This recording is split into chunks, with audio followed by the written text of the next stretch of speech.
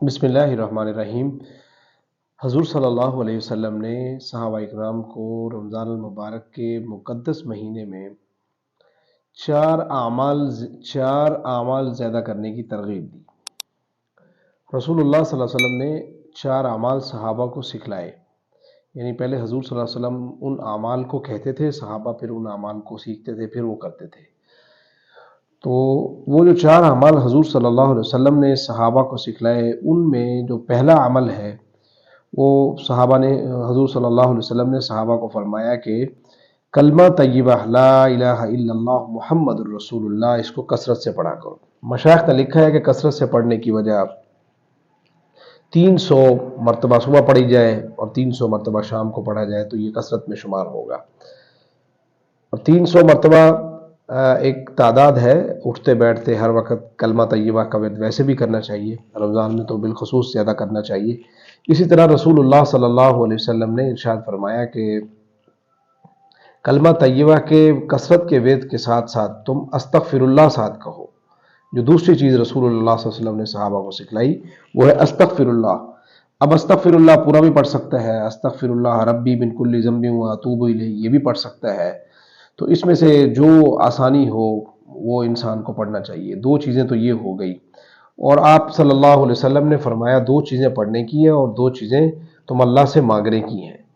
اب وہ دو چیزیں بیان کی جاتی ہیں جو اللہ سے مانگنے کی ہیں۔ فرمایا جو اللہ سے مانگنی ہے وہ پہلی چیز ہے اللہم انی اسألک الجنہ، اے اللہ میں آپ سے جنت کا سوال کرتا ہوں، مجھے جنت عطا فرما دیجیے۔ اور ہر مومن کی، ایمان والے کی یہ خواہش ہے کہ اللہ رب العزت مجھے جنت عطا فرما دے۔ اور دوسری چیز جس کے بارے میں رسول اللہ صلی اللہ علیہ وسلم نے ارشاد فرمایا کہ تم اللہ رب العزت سے یہ مانگا کرو اللہم اجرنی من النار، اے اللہ میں جہنم کی آگ سے پناہ مانگتا ہوں، یعنی جنت کی طلب کرنی ہے اور جہنم سے پناہ مانگنی ہے۔ تو چار عمل اللہ کے نبی صلی اللہ علیہ وسلم نے ہر مسلمان کو جس نے رمضان کو پا لیا اس کو عمل کی ترغیب دی۔ پہلا عمل فرمایا کلمہ طیبہ لا الہ الا اللہ پڑھا کرو کثرت کے ساتھ، اور دوسرا فرمایا استغفر اللہ پڑھا کرو، اور تیسرا فرمایا کہ تم اللہ رب العزت سے جنت کی طلب کیا کرو، اور چوتھا فرمایا تم اللہ رب العزت سے جہنم کی پناہ مانگا کرو۔ یہ چار عمل کرنے کی رسول اللہ صلی اللہ علیہ وسلم نے ترغیب دی ہے۔ پانچواں عمل اگر اس کے ساتھ ملا لیا جائے وہ درود پاک ہے، جتنا بھی کثرت کے ساتھ پڑھا جائے، چونکہ درود پاک صلی اللہ علیہ وسلم حضور اکرم صلی اللہ علیہ وسلم کی ذات اقدس پہ ہے۔ آقا علیہ الصلوۃ والسلام ہمارے محسن ہیں، ہمارے آقا ہیں، ہمارے مأوا ہیں، ہمارے ملجا ہیں، ہمارے لیے دنیا میں سب کچھ حضور پاک صلی اللہ علیہ وسلم کی ذات اقدس ہے۔ تو نبی پاک صلی اللہ علیہ وسلم کی ذات اقدس پہ جتنا بھی انسان درود پڑھے گا اتنا ہی اس کو روحانی طور پر اور فائدہ ہوگا۔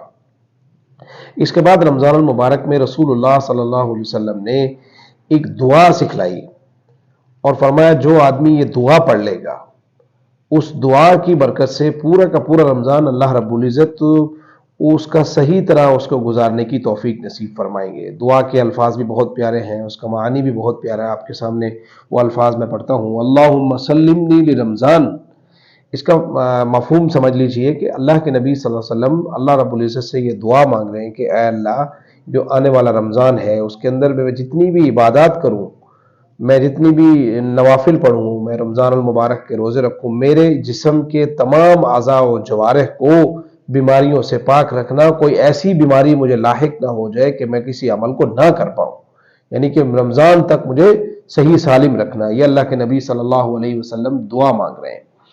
اور دوسری دعا آپ نے فرمائی وسلم رمضان علی، اے اللہ رمضان کو میرے لیے سلامتی والا بنا دیجیے۔ جب میں رمضان کو پالوں، رمضان کی گھڑیوں کو پالوں، تو رمضان کے اندر میں جو جو عمل کروں، میرا جو لمحہ ہو وہ میرے لیے قیمتی بن جائے، میں کسی لمحے کو ضائع نہ کروں، میں کسی منٹ کو ضائع نہ کروں، میں کسی دن کو ضائع نہ کروں۔